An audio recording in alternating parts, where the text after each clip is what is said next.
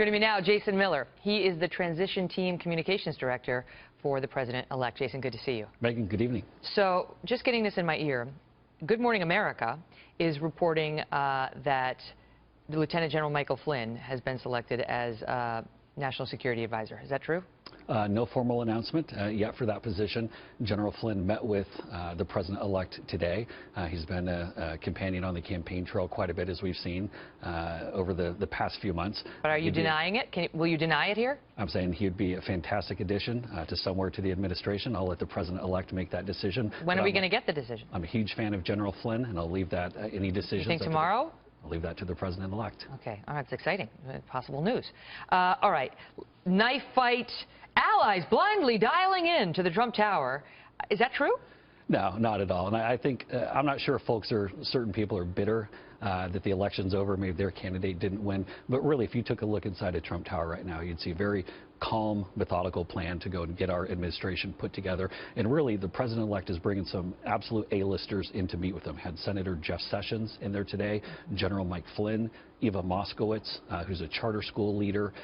We had Congressman Mike Pompeo, Dr. Tom Price. You look ahead to tomorrow, we have South Carolina Governor Nikki Haley coming in to meet with the President-elect, Florida Governor Rick Scott, Ken Blackwell from Ohio. I mean, just some absolute A-listers that are coming in. Some folks will be coming in to give counsel on maybe what an administration should look like and how to form things. Others might be under consideration for certain posts. It's a mystery. Let me ask you, I know you just got off of a conference call. What was that about?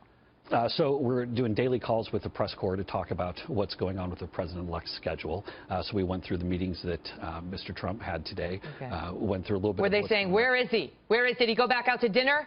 Does he understand? I mean, listen, this is a big deal for the media. I don't know that the American people care that much about it. But in the media world, we get to follow the president and the president-elect pretty much for every waking minute of his entire life.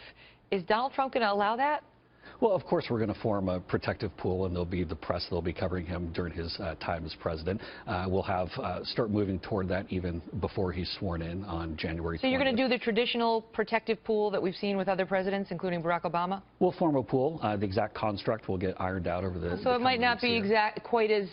They might not have the same access. So our goal is to make sure that the president-elect that the press knows what's going on within the White House, and that we have an open line of communication. Now, the one thing I would say, just to push back a little bit, is there are some in the press corps that, quite frankly, never will be happy, as I said earlier today, unless they know if he's having fish or chicken for dinner, and they're sitting right next to him at the dinner table. I think there has to be a little bit of a degree of some boundaries and respect. Plus, you can't get into the 21 Club unless you're wearing a jacket. And, you know, usually as the press, you're just kind of like, what would they say about this? It'd be like, cover up for the love of...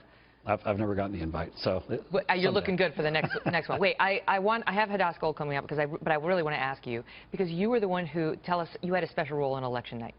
Well, I had a lucky role, I think that might be, and I had the opportunity to inform the president-elect that he had been, that the AP had called the race and he was going to be the next president. It was kind of at the moment, I didn't quite realize it, but then afterwards I realized that no, it was kind of a special thing. It was very cool, and we were waiting. Some folks had called Wisconsin, and some had called Pennsylvania, but then AP was the first one to. Did you look at him and say, Mr. President-elect? I mean, did you get to actually use that language?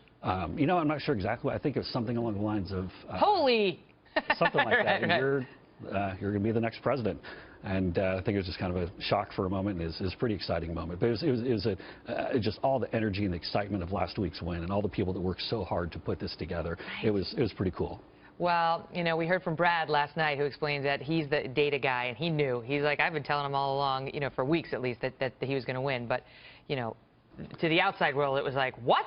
Stand by, because I'm bringing you back in a second. Okay. But I want to get to Hadass Gold. She's a media reporter for Politico and with us now. Hadass, good to see you. Great to be here. All right, so explain to the people sitting at home why they should give a fig whether Donald Trump lets the reporters follow him to the 21 Club while he goes to have dinner with his family. Listen, reporters don't expect to be sitting at the dinner table between Eric and Ivanka as Donald Trump enjoys a steak. What we're trying to do is just to keep an eye on where the president is and what he's doing. We are the independent eyes that are not part of the campaign, not part of the government. Should, God forbid, anything happen to President-elect Trump, it is so important to have independent media there who can verify what happened. On 9/11, there were reporters with George W. Bush on Air Force One, and we knew that he was safe and what was going on. They weren't going to say where he was. They know how to keep secrets. But it is so vitally important because this is the new leader of the free world, as that letter said, and we need to know where he is and what he's doing. Do you believe, I mean, you know, when Jason was suggesting he's going to have a, you know, press pool, we're going to have the press, but there may be some differences, there may be some changes. Donald Trump's never been an elected politician. He's 70 years old. He's used to having his privacy. What changes do you think we'll see under President Trump?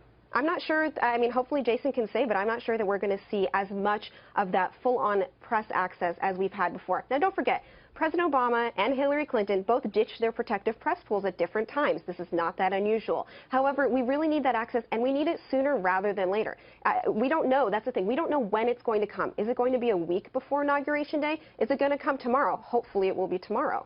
You raise a good point about 9/11, because that was supposed to be just any other day, and he was, you know, President George W. Bush was sitting there reading a children's book to an elementary school class, and no one knew that this was going to turn into 9/11, and it's good that we were there. Hadass, thank you for being here. So, Jason, you know, you understand the importance, right? It's like, think about that. Well, it's not that the press are just nosy. They're trying to do the people's business. Absolutely, and they have a job to do, and that's to keep the American people informed, and also I think there has to be that little degree of privacy. One thing to keep in mind with Mr. Trump is that he has one of the most public, one of the most visible lives probably in the world. There's a microscope on every single movement. There are folks who are watching every single thing, and I do think that when it comes to maybe a family dinner, that there can be that little bit of privacy. Okay. Let me ask you this. I want to get to this other thing. Lobbyists. Big move today in Team Trump in fulfilling a campaign promise. And why don't you tell them what it was?